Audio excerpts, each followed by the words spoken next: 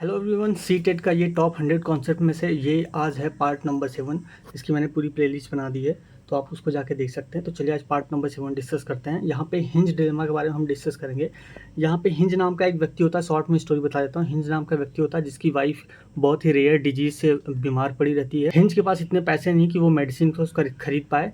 तो एक शहर में, पूरे शहर में एक ही डॉक्टर होता है जो कि उस दवा को बना सकता है, और वो उस दवा को 10 गुना महंगा पे बेच रहा है। और हिंज के पास दुविधा ये है कि उसके पास पैसे नहीं है कि वो उस मेडिसिन को 10 गुना पैसे दे के खरीद पाए।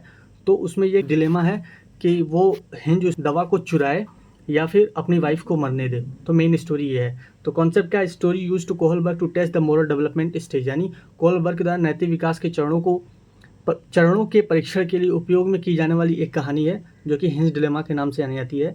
एक्सप्लेनेशन क्या है? It is ask if a man should steal a drug to save his dying wife, the reasoning matters more than the answer. यानी इसमें जो व्याख्यान है कि यह पूछना कि क्या एक आदमी को अपनी मरती हुई पत्नी को बचाने के लिए दवा को चुरानी चाहिए, उत्तर से ज़्यादा तर्क महत्वपूर्ण है, या फिर उसके अपनी वाइफ को मरने दे। तो इसमें क्या मॉरल रीजनिंग क्या होगी, वो मेनली कॉन्सेप्ट जो कोहलबर्ग साहब ने डिस्कस करा हुआ है, वो यहाँ पे मेन मैटर करता है। इसका example, analysing why a person think stealing a right और रॉन्ग इन दैट केस, यानी क्या इस बात का विश्लेषण करना कि कोई व्यक्ति उस मामले में चोरी को सही या गलत क्यों मानता है। जहाँ पे मॉरल डिलेमा इसी चीज़ को डिस्कस करने के लिए ये है। तो चलिए नेक्स्ट कॉन्सेप्ट डिस्कस करते हैं, Bloom taxonomy cognitive domain. Bloom का वर्गीकरण या कॉन्सेप्ट क्या है? A classification system of learning objective from simple to complex. यानी क्या होता है ब्लूम टैक्सोनॉमी? क्या होगा, सिंपल हम छोटी छोटी चीज़ों से फिर कॉम्प्लेक्स चीज़ें सीखते हैं, ना कि पहले ही कॉम्प्लेक्स चीज़ें सीख लेते हैं। इसी को ब्लूम टैक्सोनॉमी बोला जाता है। ठीक है। एक्सप्लेनेशन क्या है?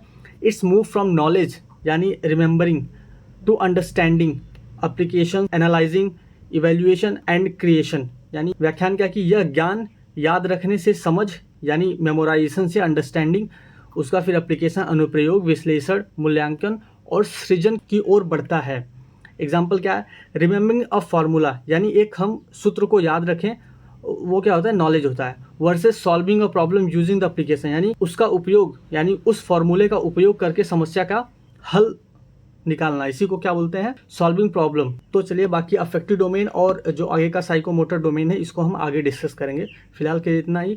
अगर आपको वीडियो पसंद आई तो लाइक करें, शेयर करें, चैनल को सब्सक्राइब करें। Thank you guys.